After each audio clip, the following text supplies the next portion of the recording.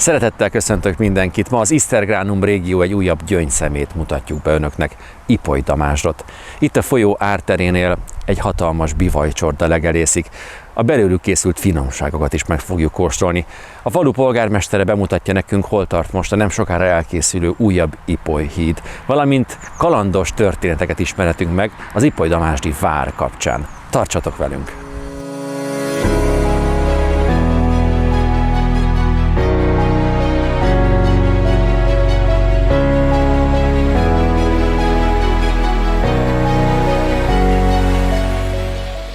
Polgármester úr, egy olyan eseménynek a helyszínén vagyunk éppen, ami aztán nagyon fontos lesz Ipoly-Damásd életében. Mesélj el, hogy pontosan mi történik itt a háta mögött. Igen, hát épül az új Ipoly-híd, hál' Istennek most már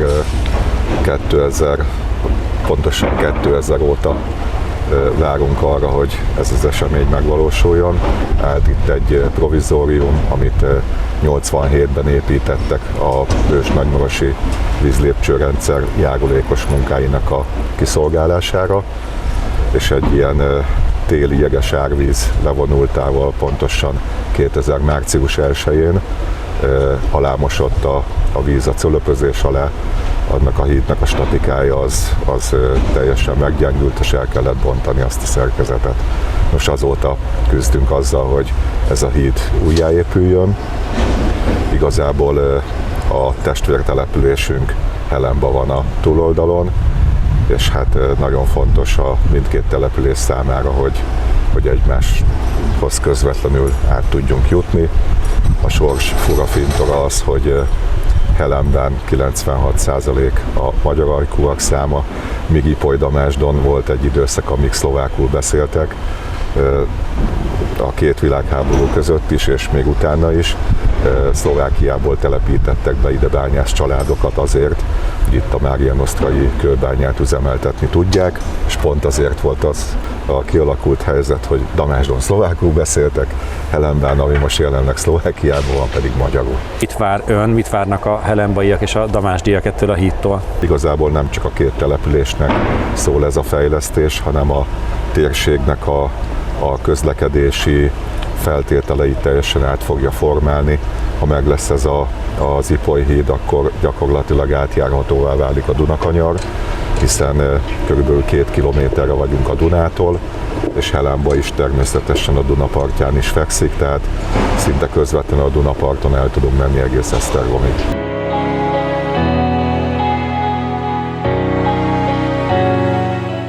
Ha autóval érkezünk Ipoly-Damásdra, akkor nagy eséllyel feltűnhet az út mellett valahol egy gulya. Márpedig nem marhagulya, hanem bivaj, vízi bivajgulya. De hogy hogyan kerültek ezek a bivajok ide Ipoly-Damásdra és az Ipoly folyó mellé, ezt Sánta Józseftől kérdezem meg. Nagyon megtetszett nekem is ez a régió. Gyönyörű szép vidék, és azt láttam, hogy az Ipoly ártereket egyáltalán nem hasznosítják mezőgazdasági szempontból. Valamikor a régi TS időkben próbáltak itt szántóművelést és egyéb mindenféle szamárságot művelni, és akkor nekem az tűnt föl, hogy hát egy árterületen miért szántóművelést folytatnak, amikor az ártéri gazdálkodás nagyapáink hagyatéka, egy kiváló gazdálkodási mód, hiszen vannak olyan területek, ahova minden évben kijönt az Ipoly, hoz egy kis termőréteget, gyönyörű, jó vastag fűterem rajta, kiváló takarmányt lehet innen nyerni, és akkor szép lassan elkezdtünk őshonos magyar fajtákkal foglalkozni. Szürkemarhát és bivajt vásároltam néhányat a 2000-es évek elején. Aztán most eljutottunk odáig, hogy a bivajgulyánk az bizony 150 fölötti létszámot számol. Úgyhogy szép nagy gulya, sok gonddal, de ugyanakkor ilyen természeti környezetben igazán sok örömmel is. Itt elsősorban a húsa miatt tenyésztjük őket. Feldolgozva a bivajhúst kiváló füstölt árut, szalámit, sonkát, bivajkolbászt és egyebeket lehet készíteni, de van most már néhány fejős bivajunk is. A bivajtej egy csodálatos alapanyag, elsősorban sajtokat készítünk belőle. Miért pont bivaj? A bivaj mint faj is egészen különleges. Nagyon komoly biológiai különbség van a szarvasmarhák és a bivajok között. A legfeltűnőbb talán az, hogy 2 hónappal tovább hordja a borját, a vemhét. nagyon-nagyon hosszú az életciklusuk. Nekem volt 32 éves tehenem, amelyik ellett és fölnevelte a borját. Eredetileg a bivajt a teherbíró képessége miatt igavonásra használták. Bivaj erős, ugye a nyelvünkben is ott van. Így van, bivaj erős valami, az azt jelenti, hogy ez egy nagyon erős állat. Mitől erős? Attól erős, hogy teljesen más az izomstruktúrája, mint egy szarvasmarhá, és sokkal több az izomrost, sokkal nagyobb erő kifejtésére alkalmas. Emiatt nyilván a beltartalmi értéke is lényegesen magasabbak a bivajhúsnak. Van hátránya is, nem tagadjuk, hiszen a mai modern konyhának steak készítése nem éppen alkalmas. Viszont füstölt árut készíteni belőle, akár egészben sütni, főzni, levesnek, rengeteg elkészítési módja van, és nagyon érdekes a húsa, egy kicsit a szarvasmarha és a szarvas közötti ilyen vadba hajló, vörösebb is, tartalmasabb is, ízében is vadba hajló egy csöppet. Az egy másik kérdés, hogy rengeteg sok gond van velük, borzasztó önfejű makacsállatok, bizony a ridegtartás miatt elég vadak is, és nem egy esetben bizony futnunk kell, mert az anyák, a tehenek nagyon védik a borjaikat. Főleg amikor újszülött boci van, néhány napos vagy néhány hetes korig semmiképpen nem lehet a közelükbe menni, ez megnehezíti az ő tartásukat.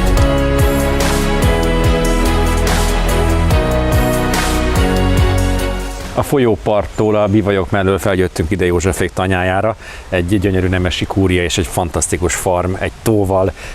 Elképesztő környezetben, elképesztő gusztusos finomságokat tálaltatok föl nekünk. Bivajsonka, szalámi, kolbász, mangalicáink vannak, mangalicasonka, egy erdélyi székely, tehát a székely fehér kolbász, egy erdélyi recept szerint paprika nélkül készülő kolbász. Igen, ez ki is lóg a színek kilóg alapján. A színe, igen, kicsit halóvány, néha hurkának nézik, de aztán ha megkóstolják a magyar kolbász mellett érdekes, gondolom. Nagyon érdekes, mert nincs benne paprika, sokan azt mondják, hogy nincs is kolbász, pedig van, és nagyon kellemes. A mozzarella az bivajtejből készül, a kék sajtunk az bivaj és magyar tarka keveréktejből készül. Ez valójában egy Stilton, tehát a Roquefort penésszel érlelt kéksajt, de alpesi sajtunk, füstölt sajtjaink, mozzarella, sok minden egyéb található itt. Ezek a termékek egyébként mind-mind nagyon hosszú érésű termékek. Például a kék sajtunkat azt minimum 90 nap alatt készítjük el, de inkább hosszabb lefolyású. A szalámi az minimum 60 napig a padláson érik, szárad. Hát József, kóstoljunk. Az első az a bivajsonka. Ez a bivajsonka. Igen, annak a legfinomabbak az ízei, és tekintettel arra, hogy ez egy hosszú pácolású, hosszú érlelésű sonka, vizet nem tartalmaz, érzed, amint száraz, tehát az egésznek a struktúrája egészen más, kicsit mint egy a roast beefre emlékeztet erre a... Pontosan így van. De finom. Tehát ő az első, ennél már markánsabb a székelykolbász, a székelyfehér kolbász, a paprika nélküli. Na, arra nagyon kíváncsi vagyok. Ebben is van bivajhús, vagy ez sertés? Az mangalica. A 100% mangalica. De finom. Ez érdekes, hogy teljesen más ízvilág. Hát igen, mert itt a fokhagyma és a bors, egy kis szegfűbors és egyéb trükkök vannak benne. Jó, és hát akkor a húsok után pedig áttérhetünk a sajtokra.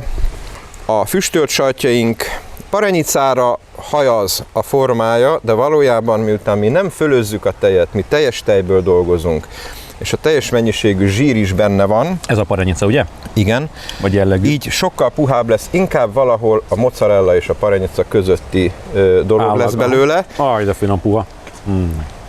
Közel 10%-os zsírtartalommal fejjük a bivajt, ezt még a birka tudja. Tehát fantasztikus, nagyon-nagyon jó minőségű. Sajtra egyszerűen tökéletes. És a bivaj mozzarella... Az olasz konyhában ugye ez elképesztően föl van sztárolva. Így van, az olaszok nagyon-nagyon kedvelik és sztárolják. És akkor a Stilton típusú kéksajt, az pedig bivaj és tehén. Ez bivaj és magyar tarka keverék. Ezt háromféle Roquefort törzsel készítjük, ami most már így kialakult ezáltal mi malomkerti ízvilágunk. Hát József, nem marad más hátra, mint hogy földolgozom ezt a rengeteg ízélményt. Köszönöm a bemutatókat, és hát ide érdemes eljönni kóstolni.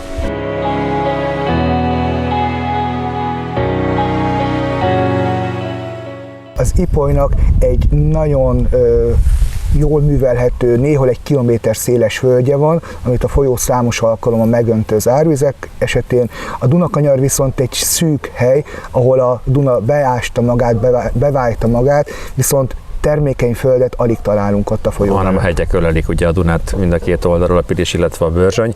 Meséltél az előzetes beszélgetésünk során a só szerepéről, hogy itt sót szállítottak az Ipolyon egészen, pontosabban a Dunán, de ezen a szakaszon keresztül egészen Pozsonyig. Mesélj egy picit erről. A Magyar Királyságban az uralkodók érdeke volt az, hogy az egész országban az ő sójuk kerüljön eladásra, mivel az ország nyugati részében nem voltak sóbányák, csak Erdélyben, Máramarosban, ezért valahogy ide kellett juttatni.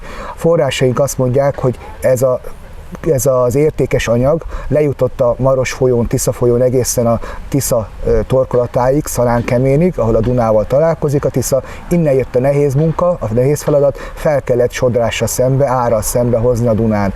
Nagyon keveset tudunk ezekről a szállítókról.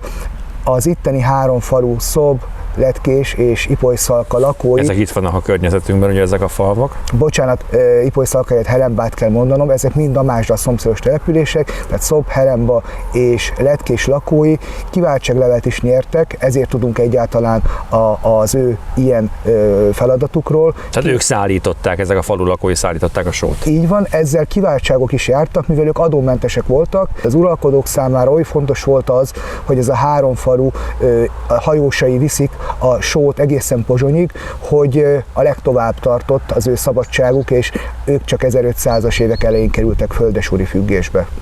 Tehát itt vagyunk ennél az őrtoronynál, pontosabban a toronynak a maradványainál, és nem is őrtorony, bár elsőre arra asszociáltam, hanem azt mondtad, hogy egy vadásztorony, egy vadászlak volt. Magyarán itt szállt meg a király, amikor erre járt vadászni, ha jól értem. Igen, ezeket a típusú tornyokat, tehát a középkori vastagfalú magas épületeket, tornyokat általában védőtoronynak, lakótoronynak nevezhetjük. Ez egy különleges eset, hogy a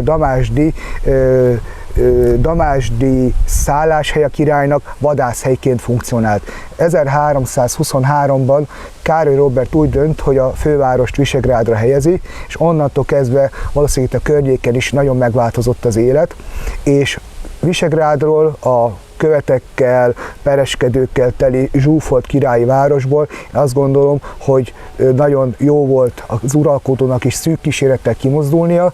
A már említett szobi, helembai, letkési hajósok lettek azok valószínűleg, akik a Dunán aztán Ipolyon felhozták az uralkodót is kíséretét. A torony, nem tudjuk, hogy hány emelet, hány méter magas volt. Máshol meglévő, szerencsésen megmaradt tornyok analógiák alapján talán 2 vagy 3 emeletes lehetett. Ez az alsó szint, amelynél még a boltozat indítása látszik, tehát ez egy boltozattal volt befedve. A következő szintek lehetséges, hogy már csak sík, fafödémmel, gerendázattal, deszkázattal voltak fedve. A torony körül egy hatalmas nagy árkot ástak. A török korban, amikor ez a vár újjáépült, illetve nagyobb területtel létezett, a magyar kézbe levő Damásd a Magyar Királyság szélén feküdt, vámhely is volt, tehát ha valaki itt árut vitt át, akkor itt kellett a határvámot megfizetnie, csak az érdekes, hogy akkoriban, 1600 táján Magyarország tőlünk nyugatra, az Ipolytól nyugatra terült el, és az idegen hatalom az innen keletre volt.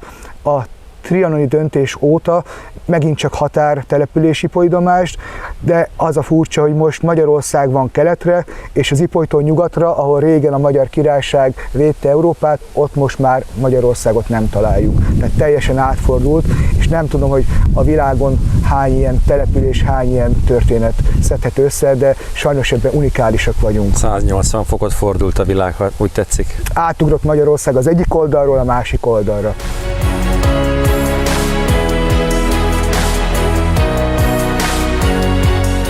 Az egykori vár helyén az emberben feltámad a vágy, hogy megismerje a vár történetét. Meséljen, milyen tervek élnek a falu életében. Egy középkori falu épült itt lent a főút mellett, ahol ugye jelenleg parkoltunk. A koncepció egyik eleme az, hogy a középkori falut aztán majd felköltöztetjük ide a fensíkra, fel a várba.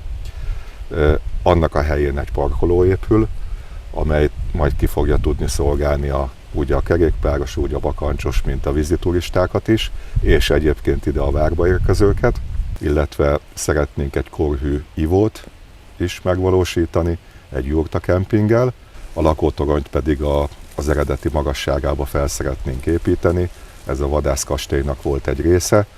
A lakótornyot 13,5 méter magasságba körülbelül építenénk fel, fából és fémből, nem kőből.